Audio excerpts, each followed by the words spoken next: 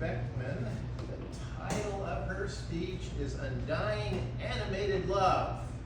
It's 5 to 7 minutes. Undying Animated Love, Randy Beckman.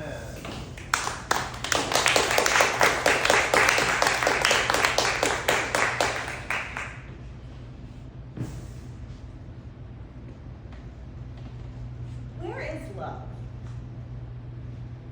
Where is it? So many people are looking for it.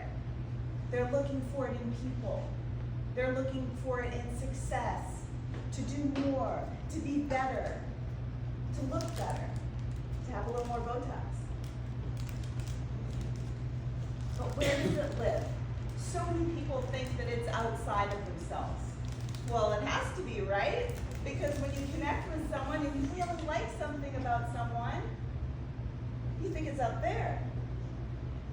But I've been thinking a lot about love lately. I've been thinking a lot about loss. And today I'm going to share with you a story about my grandmother to talk a little bit about where love is and where it's not. But first I want to start with all of you. I've really learned to love you guys. And I start to think to myself about, and there's all kinds of love. There's filial love, friendship love, there's passion. I'm talking about the filial love. I'm talking about the admiration of people in this room. And I start to think to myself, Trish, she's so animated. I love the youthful childness in her qualities. This lives in her. And I say to myself, I couldn't feel that if it didn't live in me. But there's more. There's some people that have qualities that we don't think that we have. We don't think it lives in us. There's a gentleman standing right here. He seems fearless, strong, grounded. And I really love that about him. His groundedness, strength. And then I think to myself, how could I feel that in him if it does not live in me? It must. And so I think to myself, love that we feel is undying. It can never die unless we shut it down in ourselves. Because the love that we feel from all these people, we feel it because we allow the heart to open enough to experience it. And I just want to share this with you because my grandmother taught me this love. How? Just by being her. My grandmother was animated. She was alive. She was bold. She was not PC at times. Yeah. She was not your typical grandmother. She wasn't the grandmother that sits in the rocking chair or bakes some cookies. Oh no. She was the type of grandmother, this is a funny story. We're in the restaurant and my cousin says, hey, I'd love to pay for us. My grandmother says, no, I'm gonna pay. She has this like really deep, rough voice. And my cousin says, no, let me pay. She says, if you don't let me pay, I'm gonna stand on top of that table and pull down my pants. And the thing is, with my grandmother, you never knew what she was gonna do. So my cousin paid. My grandmother paid. Yeah. She was hilarious. She was an actress. She talked to everybody she didn't know. She went to restaurants.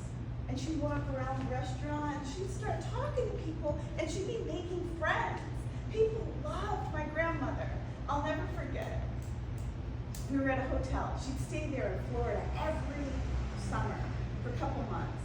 And she talked to the bartender and the restaurant and the waiters, and she talked to the lobby people and the people at the front desk. They loved her so much that they would put her in front of the front desk and just for fun have her play the role as the front desk clerk. But what was really amazing was 20 years after she passed away, 20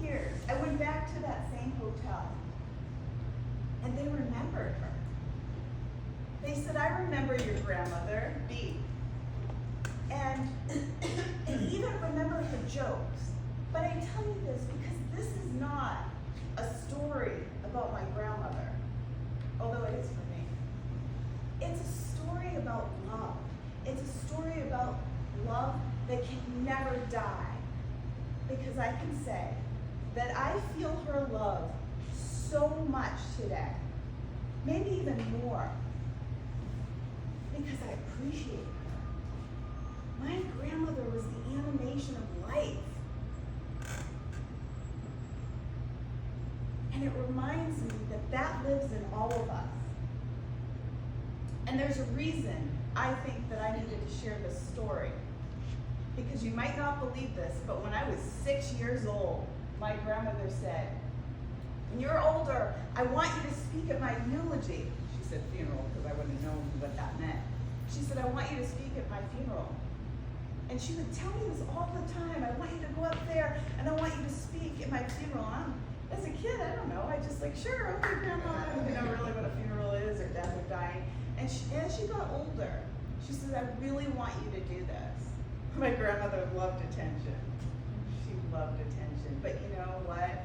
She was so entertaining and so full of love. She wanted me to share this. But I think on a spiritual level, the deeper message is that love never dies. That her life and energy and memories and jokes and boldness live inside.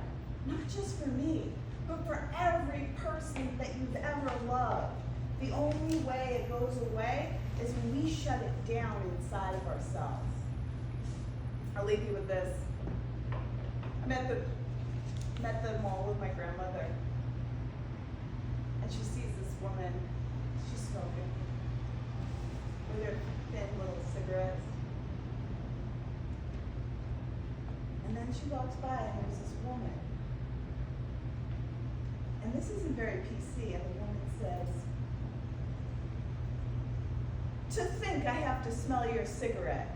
And my grandmother, although it's not PC, I'm still laughing today. She goes, "To think I have to smell your BO."